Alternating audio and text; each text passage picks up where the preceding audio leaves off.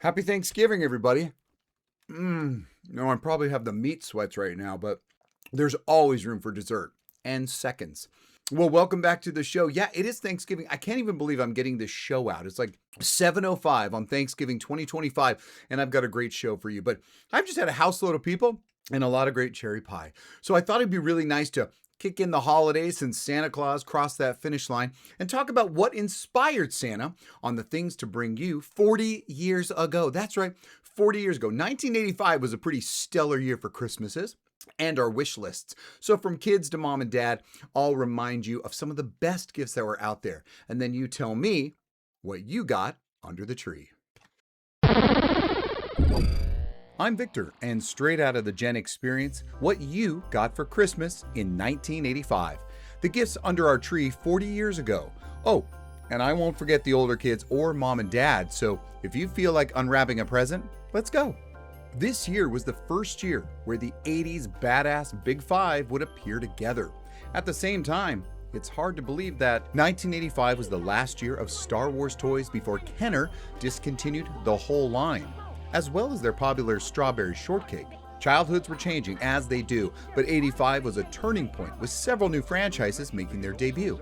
I don't know about you, but having Star Wars in stores from 1978 through 1985 made it feel omnipresent, even back then.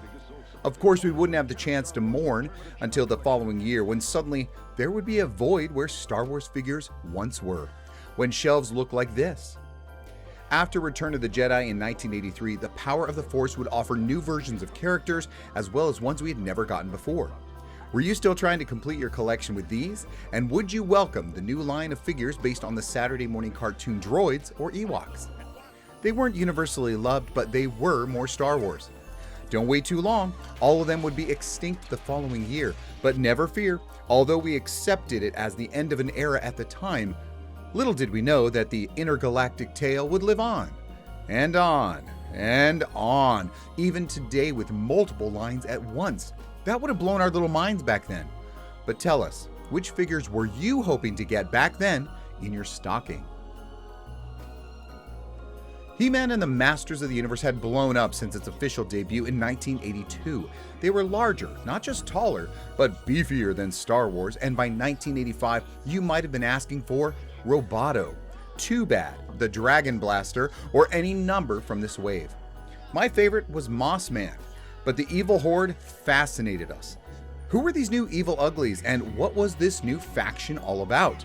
We may or may not have been aware of them yet if our local stations weren't airing the new companion cartoon,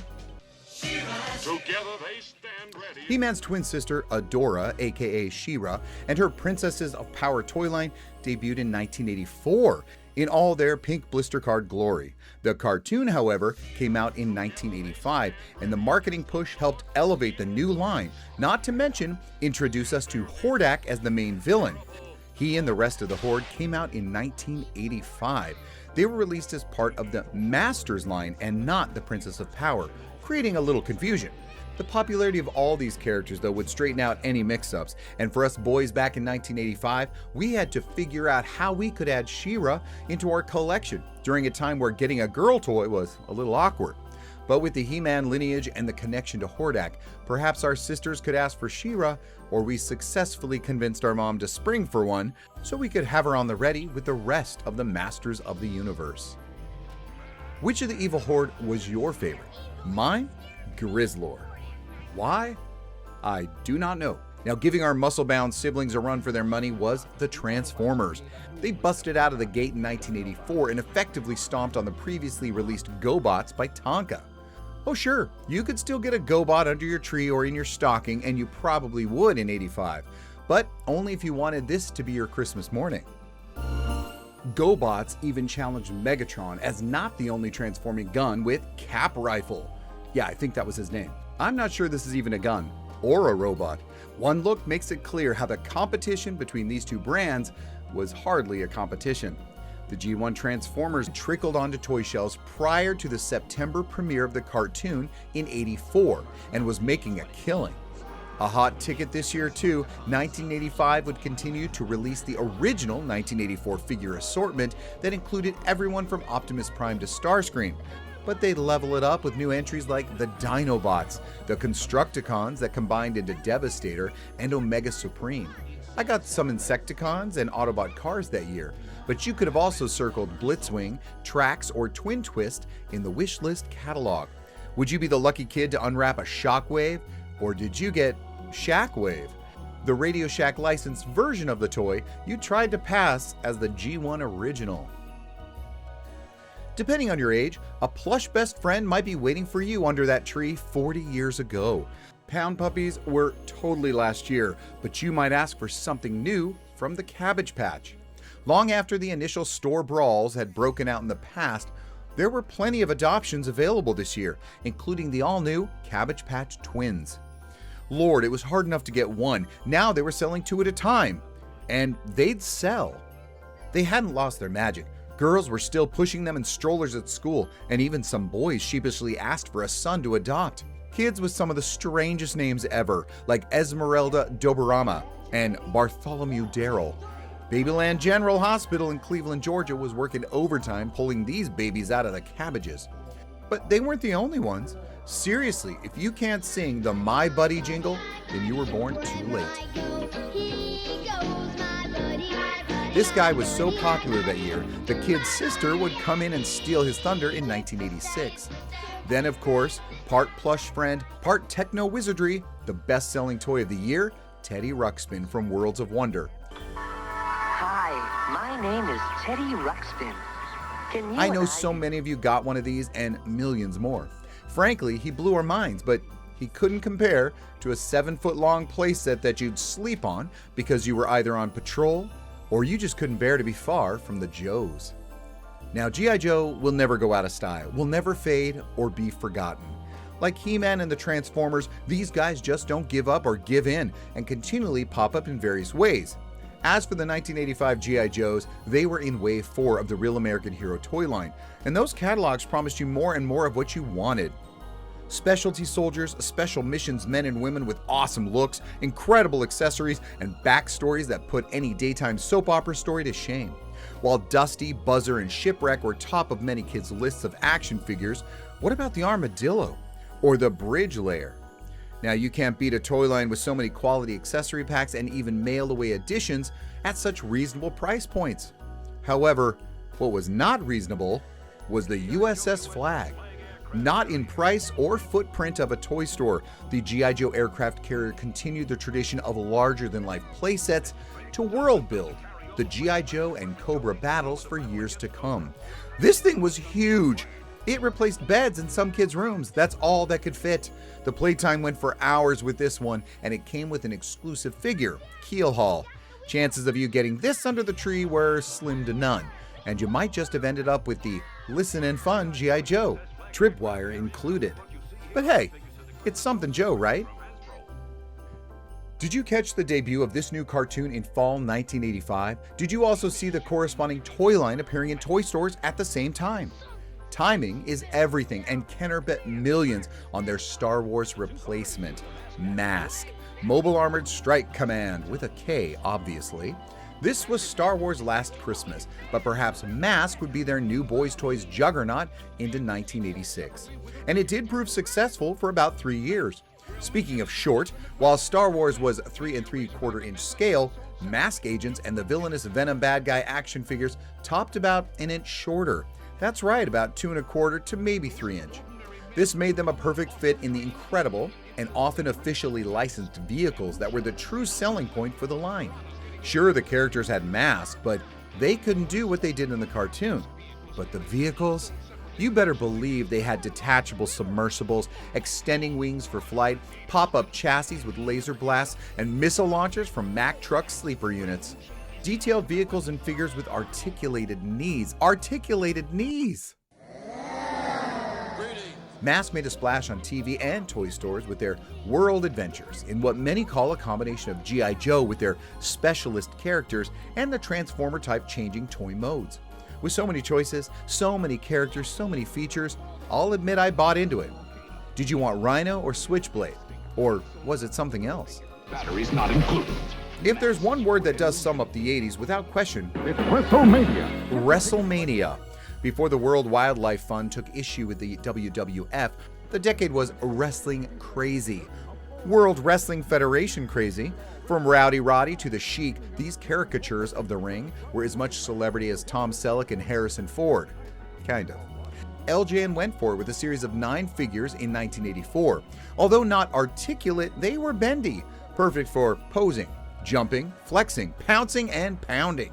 Now all they needed was a ring, and they got one in 1985.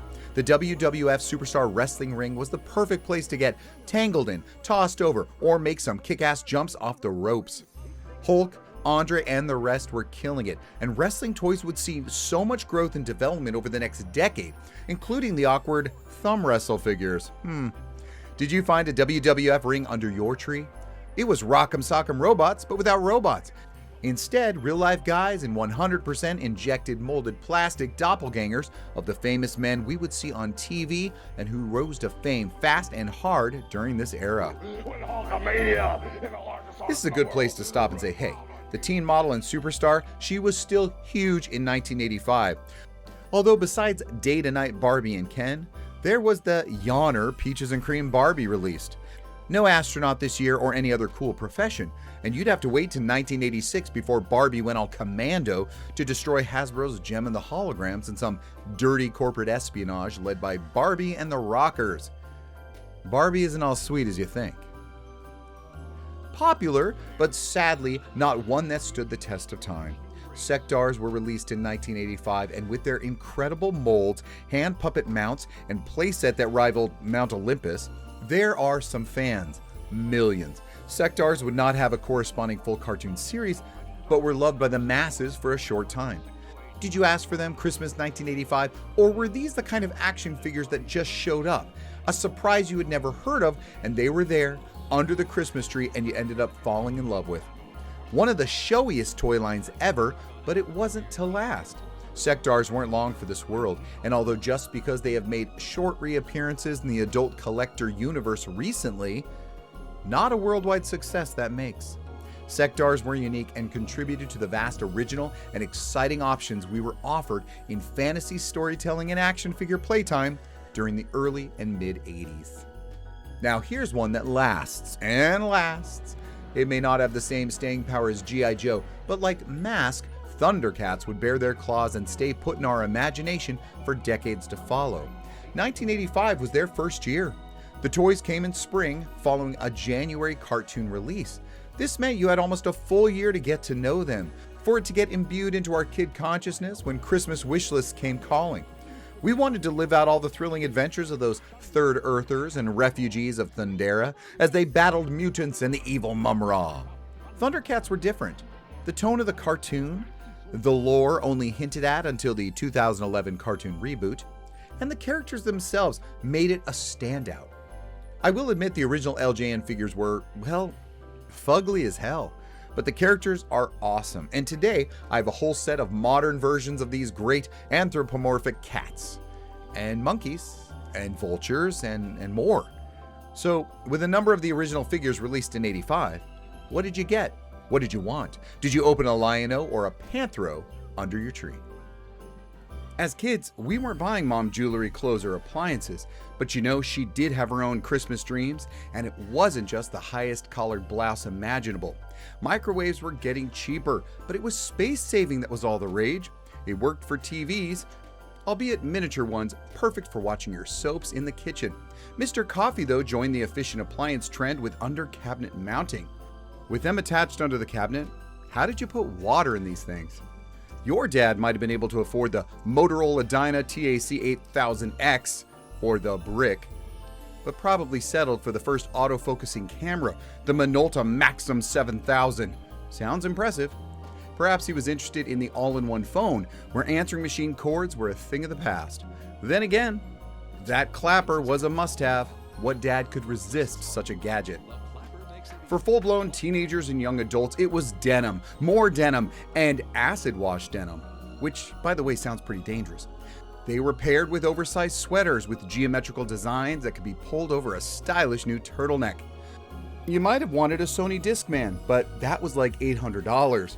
So any teen would accept VHS tapes. Yeah, blank VHS tapes, excited to record their favorite show or movie from the TV. Atari, having survived the ET fiasco, was working hard to make a comeback, even with a personal computer. But their game graphics still sucked. And with NES getting a limited release, with Mario Brothers, there was no other. What was your '85 Christmas teenage dream? And let's keep it clean. Besides socks and underwear, the whole family might get the brand new Pictionary board game. There was also the Wuzzles and RoboForce that could have surprised you, as I imagine you weren't asking for these things, but there's kind of the toys that filled in the gaps. And there's no denying someone was getting the newest My Little Pony or Care Bear too. 1985 was a good year. Action figures and play sets we will never see the likes of again. Your kids will never have the kind of imaginary fantasy fun like we did, because there'll never be a Christmas like the 80s. Oh, you can certainly try. I know I do. How do you honor your Christmas of the past? Let us know in the comments. Oh, and if you're thinking of getting me anything this year, a like and subscribe is always a winner, and there's no need to gift wrap. Thank you for those who already have, and for those who keep coming back. You're all the gift to me. Come back for more Christmas shows from the Gen Experience. Have a great holiday season. Thanks for watching, and until next time. The Transformers.